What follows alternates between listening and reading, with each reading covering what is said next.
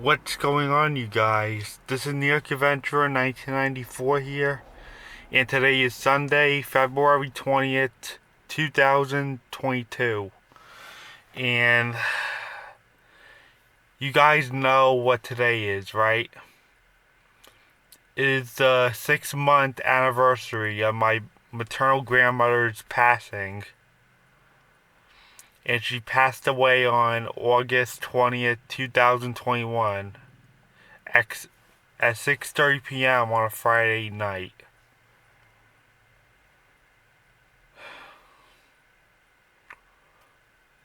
And it is now the 6-month anniversary. I just came back from the cemetery where she's at, and I want to talk about what happened in those few weeks. Like that 2-week time frame of when everything was happening during that time. So we're gonna rewind to August 2021. It all started when she was in the hospital and she was hardly waking up and she wasn't doing that great. Yeah, we heard that she was suffering so much that she didn't have that much time left. We were informed about that, like, beginning of the week, like the same week before she passed. Yeah, it was the start of a new week by then. It was August 15 when we heard about this. Yeah, we knew she wasn't gonna make it. And by the way, I was supposed to go to Disney in August that year, but family comes first, so there's no way in heck me and my family are gonna leave her like that in Florida. We had our trip booked for August 24th to 31st for Disney World, and we moved it to September, like the end of September, the 22nd through 29th, because if my grandmother's dying in the hospital, we're not gonna leave her like that. We gotta stay there with her at all times. Stay in the same state with her. Yeah, she wasn't doing good.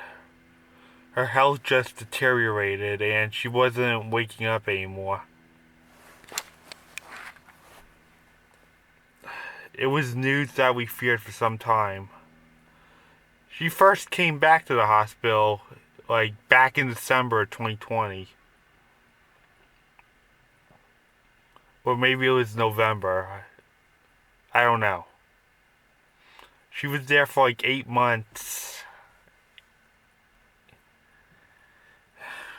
Yeah, that was a hard time.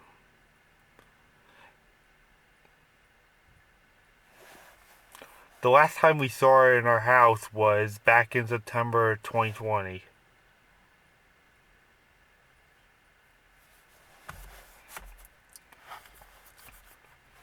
Yeah, we made the right move by postponing the trip because leaving her like that would be wrong.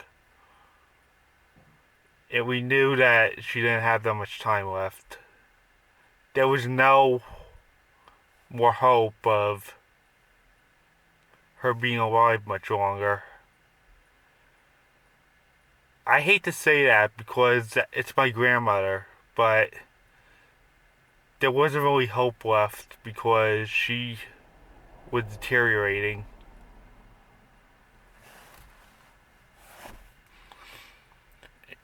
And there was just nothing we could do. But we don't want her to suffer. So, on the other hand, during that week, I was also preparing for Hurricane Henri that was originally supposed to threaten Long Island. by that following weekend, on that Sunday, the 22nd. And I was doing whatever I can to prepare for that monster before it arrived in the Northeast. It was supposed to threaten southern New England and Long Island. So I did everything I could to prepare, but listen for my grandmother at the same time. Yeah, it was really hard that week. Preparing for a hurricane and my grandmother in the hospital. So, my preparations were done for Henri. And it was still threatening us. It was threatening to make landfall on Long Island as a Cat 1 hurricane, which was going to be really bad. It probably would have been another natural disaster that we feared. Yeah, but even if it's just a little Cat 1 hurricane, that could still do a lot of damage. Do not be fooled by categories. I am getting really annoyed with people getting fooled by what category it is. It doesn't matter. Even the weakest tropical storm could do some damage. We just had Hurricane Ida in the Northeast like 6 months ago. Too. And that almost put New York City and Philadelphia underwater for a few days during the remnants. Yeah, some remnants of hurricanes can be really powerful. Yeah, that's really dangerous. That was a horrible turn of events. So, on the last day, we were keeping an eye on Henri and news about my grandmother, but it wasn't looking good for my grandmother that night. So my parents went to go see her, and she just passed at like 6:30 at night. And about the hurricane Henri, by 5 o'clock p.m., the track shifted further west towards where I was, and I got a hurricane warning on my phone. You know, the emergency alert system. On my phone I heard beep, beep, and I got a hurricane warning. And Henri was expected to make landfall on Long Island as a Cat 1 hurricane. It was still a tropical storm that night, but it became a hurricane the next day, but just for a few hours. Yeah, that was really scary.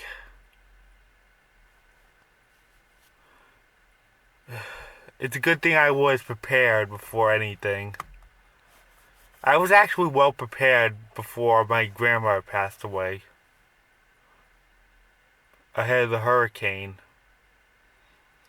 And our parents came home that night to tell us the bad news that my grandmother was gone. And about the funeral, we had to have it like a week later because of the hurricane that weekend. We would not have it like on that Sunday or Monday because that's when the worst of the hurricane was.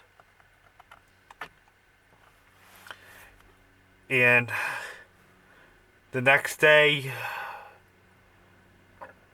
I did some final checks before Henri made landfall, like to see if anything else needed to be prepared last minute. And I was like all good to go. And the next day I also had to look for some clothing for the wake and the funeral. And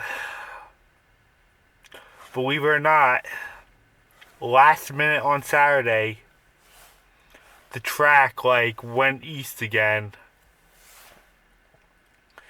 And the next day, on the day the hurricane was supposed to come to Long Island, it shifted east and it crossed the Montauk as a tropical storm.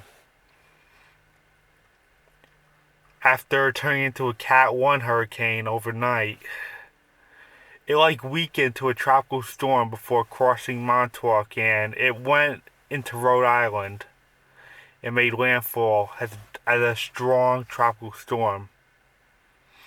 And it's just landed to New England. There was a lot of flooding, strong winds,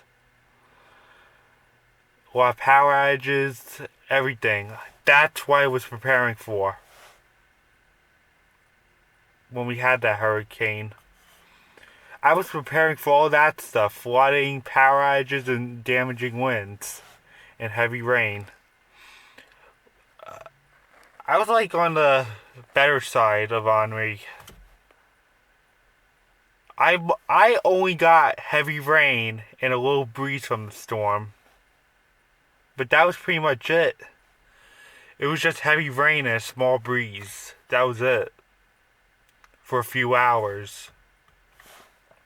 And believe it or not, the sun actually came out that day. At 5 in the afternoon.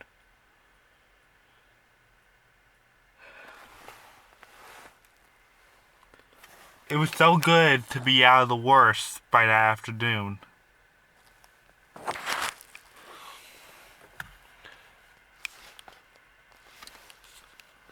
I'll make it a part 2. Hold on.